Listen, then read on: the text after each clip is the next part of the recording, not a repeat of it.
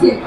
তবে বর্তমানে যারা ক্ষমতায় আছেন তাদেরকে আরেকবার শেষবারের মতো মনে করিয়ে দিতে চাই, আপনারা জুলাইয়ের রক্ত মারিয়ে সেই ক্ষমতায় দাঁড়িয়েছেন। তাই জুলাইকে অস্বীকার করার আগে মনে রাখবেন যে জুলাইকে অস্বীকার যদি আপনারা করতে চান, এই জুলাই যেমন এক বছর আগে সংঘটিত হয়েছিল সেই জুলাই আবার সংঘটিত হবে।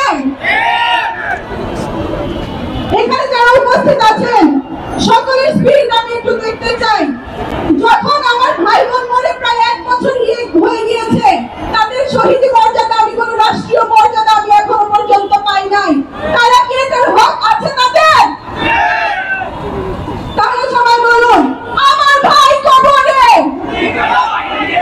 আমার বোন কবরে।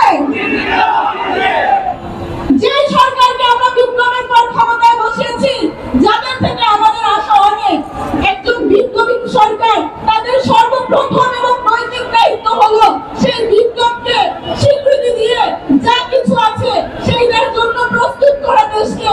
আমরা শুধু দেখতে পাই নির্বাচন নির্বাচন নির্বাচন, নির্বাচনে আসার আগে যে রক্ত দিয়ে নির্বাচনের মাঠ খোলা হয়েছে, যে মাঠ পরিষ্কার করা হয়েছে, সেইটাকে আগে স্বীকৃতি দিন। আমাদের বাংলাদেশ যেরকম বাপদাদার না, যেরকম একজন স্বৈরাচারী হাসিনা ছিল, তখন যেরকম আমরা স্লোগান দিয়েছি কথায় কথায় বাংলা ছাড়, বাংলা কি তোর বাপদাদার। আমি এখন বর্তমানে যারা আছেন তাদেরকে আরেকবার মনে করিয়ে দিতে চাই, জুলাই আপনাদের বাপদাদার না, জুলাই আপনাদের না, জুলাই